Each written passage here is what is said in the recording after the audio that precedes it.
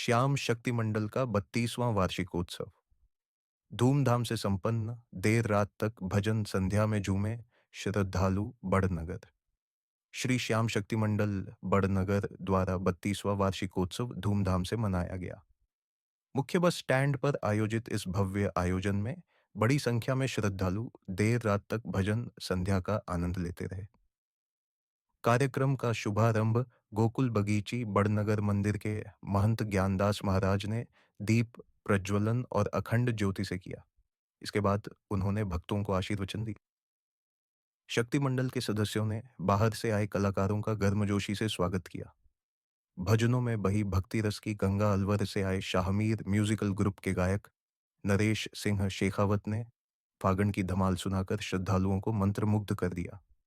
राष्ट्रीय गायिका शानू जसपाल और सीमा शेखावत ने जुलम कर डासियो सीतम कर डासियो जैसे भजनों से भक्ति माहौल बना दिया। जयपुर से आई खुशबू राठौड़ ने बड़नगर से चलकर खाटू धाम जाएंगे भजन गाकर श्रद्धालुओं को भाव विभोर कर दिया।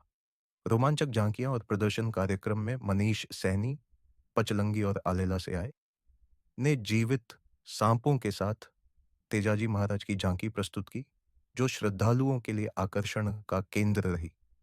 इसके साथ ही जलते अंगारों पर नृत्य कर उन्होंने सभी को रोमांचित कर दिया।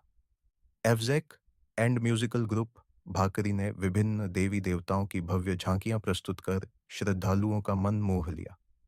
विशिष्ट अतिथि और आयोजन की घोषणा इस भव्य आयोजन में वरिष्ठ संरक्षक राम सिंह, सरपंच रामकरण, यादरी सिंह शेखावत, पिस्ता सिंह, मालीराम, देवी सहाय, मेघराज बसवाल, मालीराम यादव सहित बड़ी संख्या में ग्रामीण मौजूद रहे।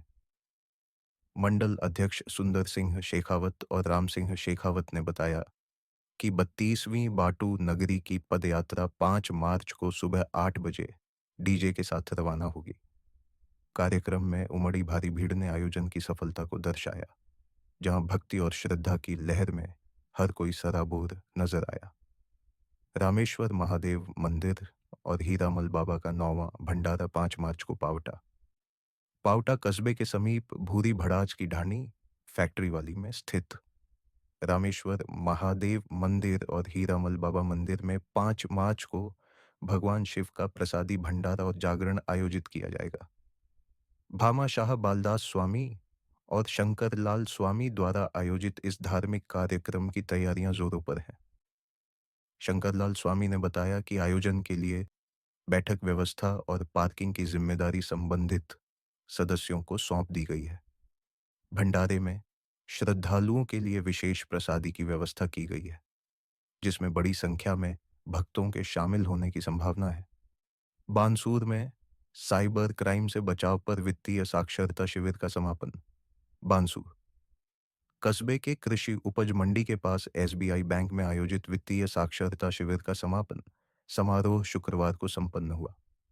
शिविर की थीम वित्तीय समझदारी समृद्ध नारी रही, जिसमें राजीविका महिला स्वयं सहायता समूह की महिलाओं ने बढ़ चढ़कर भाग लिया।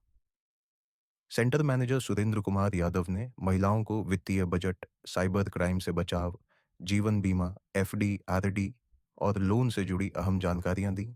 इस शिविर में 115 महिलाओं ने भाग लेकर वित्तीय जागरूकता से जुड़ी अपनी शंकाओं का समाधान पाया।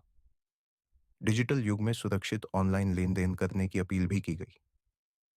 स्वच्छता सर्वेक्षण 2024 मार्च के पहले सप्ताह में होगा। आयोजन कोटपूतली। केंद्र सरकार ने स्वच्छता सर्वेक्षण 2024 की गाइडलाइन में बदलाव किया है।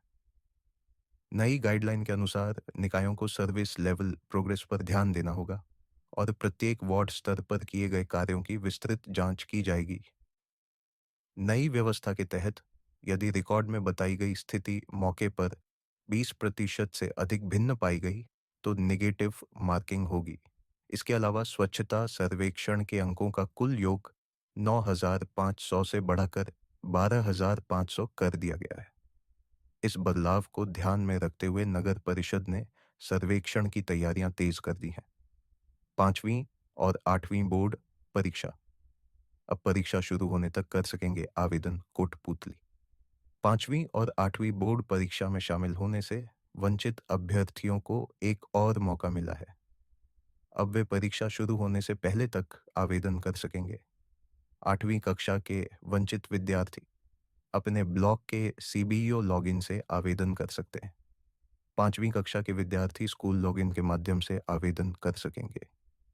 शिक्षा विभाग ने यह निर्णय उन विद्यार्थियों के लिए लिया है जो किसी कारणवश समय पर आवेदन नहीं कर सके थे। सरकारी स्कूलों में अब ऑनलाइन हाजिरी प्रणाली लागू। कोटपूतली। अब प्रदेश के सरकारी स्कूलों में स्टूडेंट्स की उपस्थिति ऑनलाइन दर्ज की जाएगी। इस योजना को पहले महात्मा गांधी स्कूलों में पायलट प्रोजेक्ट के रूप में शुरू किया गया है। शाला दर्पण पोर्टल के तहत एनआईसी द्वारा नई एंड्रॉयड मोबाइल ऐप विकसित की गई है। इस ऐप की मदद से क्लास टीचर अपनी स्टाफ आईडी से स्टूडेंट्स की हाजिरी दर्ज कर सकेंगे। इससे उपस्थिति प्रक्रिया अधिक पारदर्शी और डिजिटल होगी। गार्गी पुरस्कार योजना। आवेदन की अंतिम तिथि 10 मार्च शाहपुरा। 10वीं और 12वीं कक्षा में 75% या उससे अधिक अंक प्राप्त करने वाली छात्राओं के लिए गार्गी पुरस्कार योजना के तहत आवेदन प्रक्रिया जारी है। जिन छात्राओं का आवेदन पूर्व में स्वीकृत नहीं हुआ था या वे समय पर फॉर्म नहीं भर सकीं, वे 10 मार्च तक पुनः आवेदन कर सकती हैं। छात्राएं निर्धारित समय सीमा में आवेदन कर इस शिक्षा प्रोत्साहन योजना का लाभ प्राप्त कर सकती हैं।